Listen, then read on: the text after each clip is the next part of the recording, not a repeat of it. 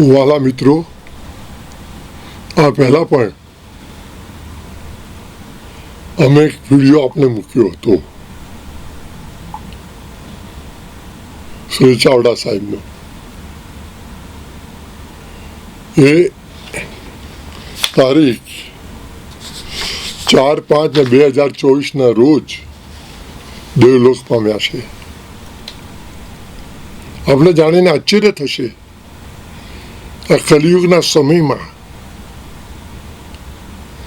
અત્યારે જ્યારે લોકો 40 વર્ષે, 45 વર્ષે, 50 વર્ષે હાર્ટ એટેકથી મરતા હોય, બહુ તો 60 પાર કરે અને ભગવાનના ધામમાં જતા હોય, તેવા સમયમાં કલિયુગમાં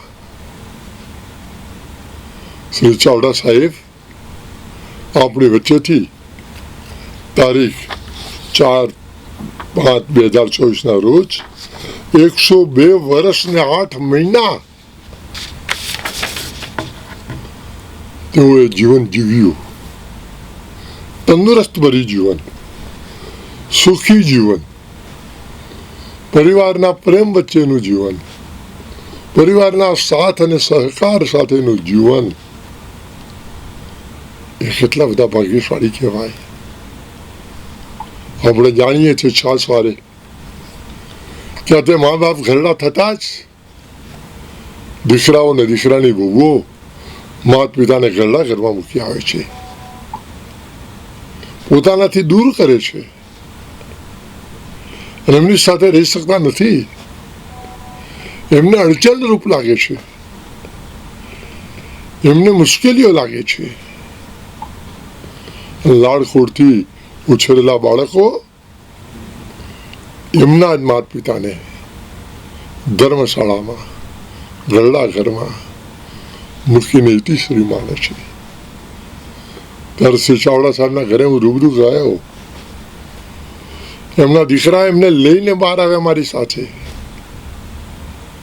અમે બંને બેઠા અને પોતે એકલા હાથે ચાલતા હતા. તમને આશ્ચર્ય થશે, હાથ પકડવાનો પ્રયત્ન કર્યો તો કે ના પકડશો, અને મારી સાથે બેઠા.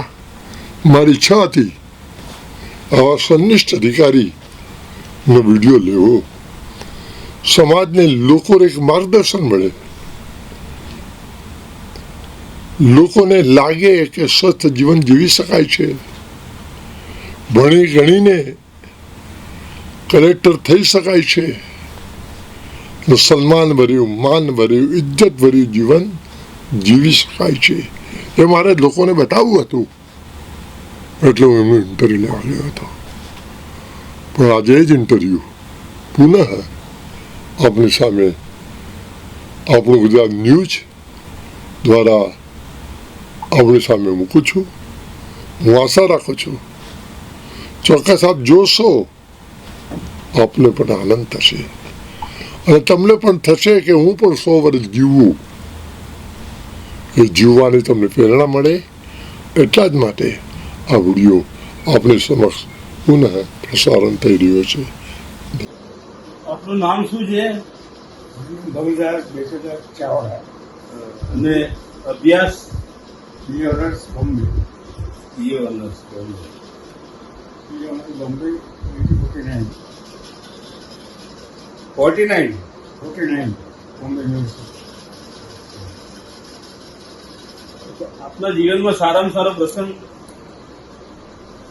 ભણતા હરજન ખેલ મંડળની સ્થાપના કરી, મોટા મોટો પ્રસંગ.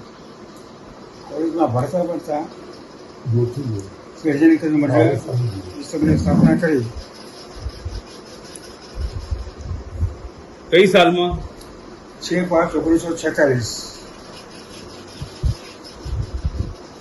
અને ખરાબમાં ખરાબ પ્રસંગ? એ લોકોને 6/5/1946. લખ્યું. આજે એના 75 વર્ષ થાય છે. આ સંસ્થાના આજે 75 વર્ષ થાય છે. અને 75 વર્ષથી બગલા ચાવડા પ્રમુખ છે. આ ઐતિહાસિક ઘટના છે.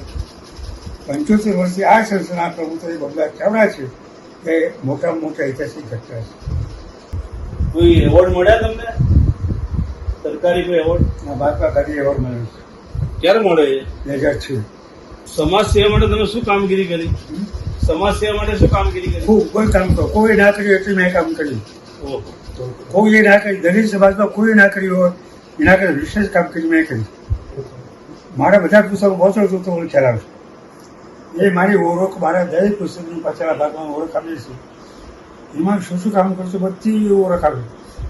11 ગો અનાજ પ્રદેશનો પહેલો ગ્રેજ્યુએટ હું છું.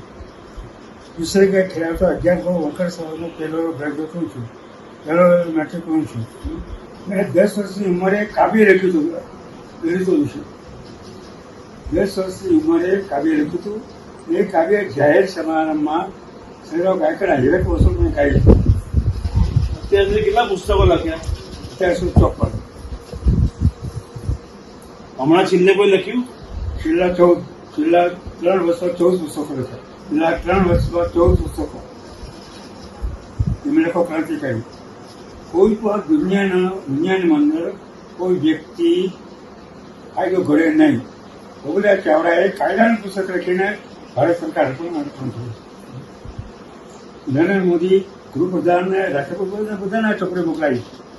ફક્ત આનંદીબેનનો જવાબ આવ્યો. ક્રાંતિકારી પુસ્તક છે આનંદીબેન પટેલ. બાબા સાહેબ સાથે કામગીરી કરી? બાબા સાહેબ સાથે કઈ ગામડું મળવાનું થયું? ફક્ત એના દર્શન કરવા ગયા હતા 1945. વડોદરા ભણતો હતો ત્યારે 1945માં બાબા સાહેબ દિલ્હીથી નંબર જતા હતા. એના દર્શન કરવા માટે અમે ગયેલા. એ કયા વર્ષમાં? 1945.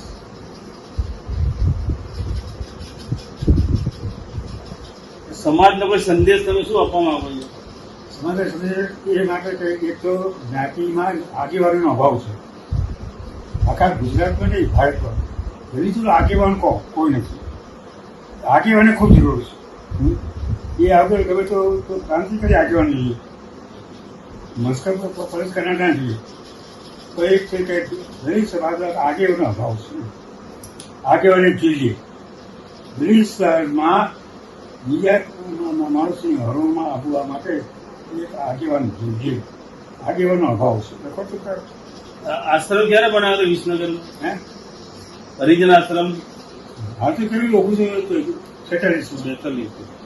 75 વર્ષથી તમે પ્રમુખ છો, બરાબર? 75 વર્ષથી હું આજે પણ પ્રમુખ છું. એમાં કોઈ તકલીફો પડી? તકલીફ તો પડી ગયો. જે સંસ્થા કરેલી તકલીફ ના પડી. પેલા તમારે ત્યાંના ધારાસભ્ય કે પેલા મિનિસ્ટર સાથે કઈ? મેં કલેક્ટર પર કેસ કર્યા. કલેક્ટર, ડિસ્ટ્રિક્ટ જજ, કલેક્ટર, ડિસ્ટ્રિક્ટ જજ, કલેક્ટર દિશા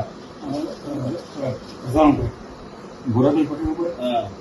આ બધા પર મેં એટર્સના કેસો કર્યો. હું જાતે પાર્ટી વકીલ નહીં રોક્યા? વકીલ લોકો નથી, જાતે કેસ કર્યું છું અને બધા હું સફળ થયો છું. આમ સમાજને શું અંતિમ ઈચ્છા તમારી? અને તે જ્ઞાતિ નાબૂદી કાઢી. એનો અમારી સરકાર કરવો જ પડશે. છોકરીના બાપના છોકરી. હમણાં પુસ્તક લખીને તમે? હા, ભારતીય જ્ઞાતિ નાબૂદી કાઢી 2020. ક્યાં ક્યાં મોકલાયું? આખા ભારતમાં ભારતના રાષ્ટ્રપતિથી તે આમ જનતા સુધી બધે પહોંચી ગઈ. એટલે પુસ્તકો લખ્યા છેલ્લા એને વિમોચન કરવાનું હતું? હે? 5 પુસ્તકો લખ્યા છેલ્લા? એક પુસ્તકનું એમેન્ટકોલ વિશ્વભરમાં એ લોકો હેરિટેજમાં સાથ આપ્યું છે. તો 99% આ જુલાઈ મહિનામાં અભૂતપૂર્વ નરેન્દ્ર મોદીના હાથે એ લોકો સંવિધાન બહાર પાડવાના છે. નરેન્દ્ર મોદી બોલાવવાના. એ વખતે પુસ્તક તૈયાર થઈને આવ્યું છે. પણ હું હાલ કોડ આપતો નથી. કારણ કે એ વખતે હું કહીશ આ એમેન્ટકોલ વિદ્યાર્થી હું છું. પણ સૌનું જાણી બીજું મારું નામ લખતા નથી. એમેન્ટકોલ સોના અહીંયા પણ પુરાવા સાથે. આ તો સયાજી આશ્રમ દ્વારા કેટલા લોકોનું સન્માન કર્યું અત્યાર સુધી? અત્યાર સુધી દર વર્ષે 14 માણસનું સન્માન કરીએ છીએ. હા. 1916થી 2016થી દલિત સમાજના જુદા ક્ષેત્રના માણસો 14 માણસો જાહેર સન્માન કરવામાં આવે છે. એ તો આ પત્રિકા આપેલી છે ને, તો હું આપું છું. એમાં કોણ કોણ આવે 14 સભ્યોમાં? જુદા જુદા ક્ષેત્રે દલિત સમાજના આગેવાનો હોય હા. એ લોકોને અમે શોધીને આમંત્રણ આપીએ એને સન્માન કરીએ છીએ. શું આપવું જોઈએ? અને ત્યાંથી મેડલ આપીએ છીએ 8,000 રૂપિયા. સર્ટિફિકેટ? સર્ટિફિકેટ નહીં, મેડલ આપીએ. સર્ટિફિકેટ અને મેડલ બંને. સાલ ઉડાડી સન્માન? હે, સાલ ઉડાડી સન્માન કરો? હા, સારું સન્માન કરીએ. અને એ ક્યાં પ્રોગ્રામ થાય છે? વિસર્જન, એ કાર્યક્રમ વિસર્જન. વિસનગરમાં જ થાય છે. અને બધા મંચસ્થ મહાનુભાવ કોણ હોય બધા એ ટાઈમે? મંચેશ્વર જે મહાનુભાવો છે એ સવાણો હોય. અને સવાણો એટલા માટે રાખું છું કે એ લોકો ખબર પડી જોઈએ કે દિલ્હી સવાદાર માણસો આટલા હોશિયાર પોઈન્ટ બદલાઈ. સરસ. હવે આ 100 વર્ષ પૂરા થાય તો શું કરવા માંગો છો? સવાણ પૂરા થાય પછી શું કરવાનું? મારું જે અધૂરું કામ છે એ જે પૂરું થતું હોય જ્ઞાતિના એ જો કોઈ માણસ જ ગણતા નથી એ સમજી નથી. મારે માણસ ગણાવવું છે. મારી નાખવું કે અમે માણસ છીએ એ પહેલો સ્વીકારો. હા આપણે હજી સુધી કાયદો નથી કરતો. આપણે વાંચો ને શા માટે કાયદો જ્ઞાતિના બધું કાયદો શા નથી કરતો? શા માટે મસ્તા પોલીસ આપણે કરીએ? તમે મકાન લેવા જશો કોઈ આવશે? નહીં આવે. કેવો છો? ચાલો માણસ જ ગણતા નથી એ સમજ. આપણે હું આવું યાદ કરીશું કે બેઠા આપણે બેઠા છું બરાબર. મારે લગભગ 75,000 પેન્શન મળે છે મને. હવે જે નીકળેલું પત્ર ચાલી એના ઘરમાં દર મહિને 2 લાખની આવશે. અમે અમે માણસ નથી. મારે એ જવું હોય મેરું પાસમાં તો મકાન કોને ચેકો? કારણ કે તેનો ભેગ છે. તો આપણે ગમે તે મોટા થઈને ફરીએ, ગમે તે પેપરો કાઢીએ, પણ જો તાકાત કરવાની હોય તો તમે શા માટે તમે ગુલામગીરી કરો છો? તમારી કલમ સશક્ત હોવી જોઈએ. સામાન્ય જરૂર તો જ હોવી જોઈએ. તમારી કલમ સશક્ત હોવી જોઈએ. મેં કલમનો અભાવ છે. જ્ઞાતિ નાબૂદી તમને લાગે કે થશે? કામ થવું જોઈએ. વિલ પાવર જોઈએ. કેમ ના થાય? બધા તાકાત જોઈએ. ત્યારે બે કોઈ કરે બીજાની શી પડી છે? નરેન્દ્ર મોદી તમને વિશ્વાસ છે એમ કે એ માણસ કામ કરી શકે? આપણે નરેન્દ્ર મોદી પર ધ્યાન લાવવું. ધ્યાન ધર્યો છે તો એની પાસે આંદોલન જોઈએ. હંમેશા આંદોલન જોઈએ. એટલે આંદોલન કરતા નથી. કરો છો આંદોલન? મારા પુસ્તકો કેટલા તમારા સિવાય આપણા દેશમાં કોનો અભિપ્રાય આવ્યો છે?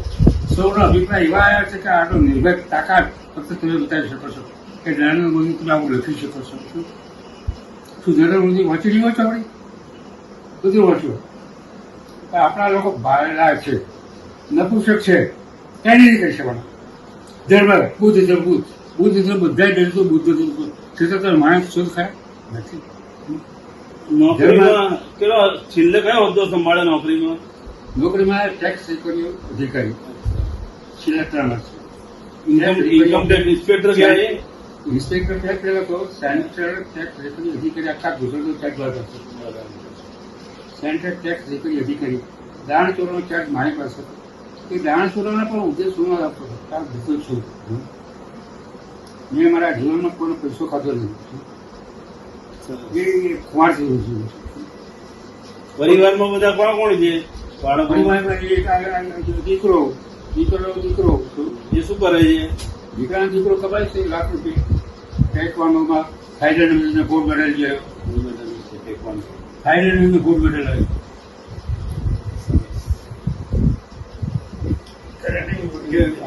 નાણાકીય બાબતો અમારે કઈ કોઈ પ્રકારનું દુઃખ નથી. રહેવા માટે કોઈ પણ અમે માણસ નથી. કોઈ માણસ ગણતા નથી. મને આ નહેરુ પર કહ્યું મકાન આપલો બરાબર તો સભ્ય બનાવે ખરા. અને એના માટે આપણે કઈ કોઈ તાકાત તો જ્ઞાતિ નાબૂદી સરકારે કરવી પડશે. છોકરો જન્મ એટલે નોંધી કરવા જાય તો જ્ઞાતિ લખે નહીં. જ્ઞાતિ લખે એને સરકારી કોઈ પણ જાતે મદદ મળી રાખે. એ તો આપણી ચોપડીમાં બધું બતાવેલું છે ને. આપણે એ ચોપડી બધું બતાવ્યું છે. પણ એનો અભ્યાસ કરીને એના અમારા લોકો માટે કેટલા આપણા લોકો જાગૃત થાય છે? બોલો. આપણા કોઈ સાહિત્યકારો જાગૃત નથી. મોહનપુરા જાગૃત છે, હરીશ ભગવાન જાગૃત છે, પાટણ જાગૃત છે, નથી કોઈ. શા માટે તમે આંદોલન? શા માટે સરકારનું દર્દ કરો? શા માટે નરેન્દ્ર મોદી કે બગલા ચાવડા આ ચોપડી લખી છે હજી સુધી જ્ઞાતિના બધી પોતે 1970 વચન આપ્યું છતાં પણ તમે કેમ હજી ઇનામા નથી કર્યા? કેટલા લોકો બતાવ્યું? દરેક સાહિત્યકારો પણ આ નમાલા છે. લોકો નમાલા છે. એટલે સાહિત્યકારો ફક્ત વેદના હમણાં અમે એમાં હતા, અમે આમ હતા, અમને આ ત્રાસ હતો. કોઈ ચેતના છે? કોનામાં ચેતના નથી. એ ચેતા ફક્ત બહુલા ચાવડામાં છે. હું ખુમારી સાથે કહું છું. મારું નામ પડે તો વિશે બધા ગભરાય. આજે તો એ તાકાત હું ધરાવું. મને કોઈ માં નાખો તો હું પેલો માં નાખું. આ હું મળે ફક્ત એક કડાના જીતું તો કઈ હાથે ચવડાવે કપડું વચ્ચે ખુશી જાય. ધીરુભાઈ મારું પુસ્તક છે ખેતીઓ અલ્પસંખ્યક કેમ એ પુસ્તક વાંચીને એ ચાવડા છે આપણે ભાઈ એટલે તે તો બહુ પ્રતિકારી પુસ્તક છે. અને પગે પડ્યા હું કડા ગયો ત્યારે આનંદીબેને વાપરે છે એક ક્રાંતિકારી પુસ્તક છે. આ પુસ્તક એ આપણે હેઠ છે વાંચવું છે. એક મિનિટ સાહેબ ના આપજો ને. મહેરબાની.